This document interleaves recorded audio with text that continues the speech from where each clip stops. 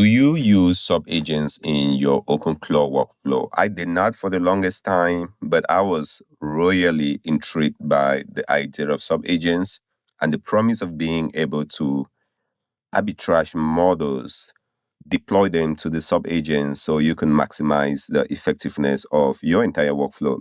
So this today I decided to jump in here in the Mac Mini OpenClaw setup to get a couple of sub-agents set up, and it's remarkably very, very simple to do.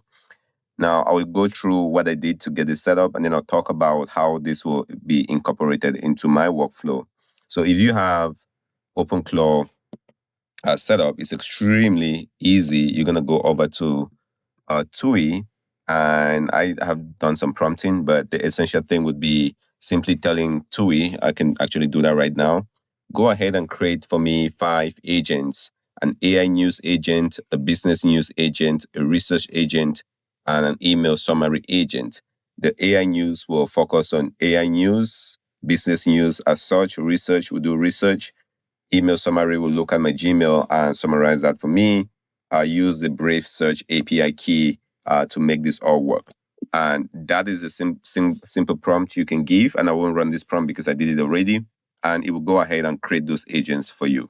And then at that time, you can also have sort of an orchestrator agent. So this would be your main entry point agent. For me, my main entry point agent, I call it Ben. So Ben will be the one that can then go in and orchestrate these different agents if I wanted to.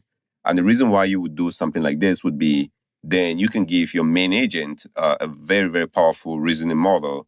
And then for the sub-agents, just simply say, when you create the sub-agents, give it maybe, depending on the task, right? If it's just a very low IQ kind of a task, you can give it a cheaper model in that case. If it's just doing web search and summarizing things, you might not need to be putting the heavy powered model for it because you pay for it. You pay for all those tokens. So that's it. It's extremely easy to get that set up. And then once you come back into your chat interface, the way you can see your agents, you can simply say, hey, show me all my agents, or you can do something like agents. If my command works here, well, it's not necessarily working. Let me do a refresh. Slash.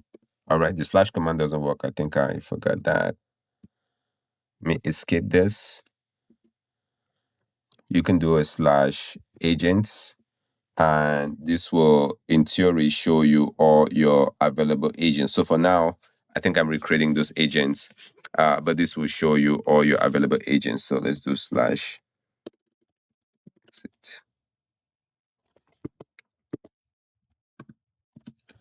Slash agents.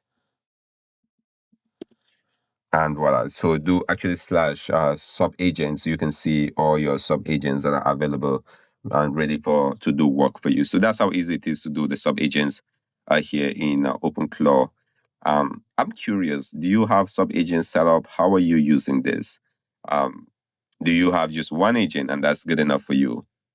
Or do you think about or approach this kind of a topology from a different perspective? Let me know in the comment section below. And hopefully this was helpful. I think I've gotten quite a bit of questions around agents and sub-agents and how folks are using it. It really comes down to what do you want to do and how do you think? There are people who like things to be very modular. And then there are folks that just want to have, a do-it-all, kind of a jack-of-all-trade kind of an agent. And I really don't prescribe which way to go. If breaking things into sub-agents makes sense for you, go for it. If it's you just want to have your one entry point where you come in and chat like most people do, just simply chatting in here, that too is fine. And then you can always look at your agents right here on the agents tab in the OpenClaw UI. Hopefully this was helpful. If you like this, give it a thumbs up. Share this with somebody that might get value out of it. This is Fro here with Fro Dev. I'll see you in the next demo.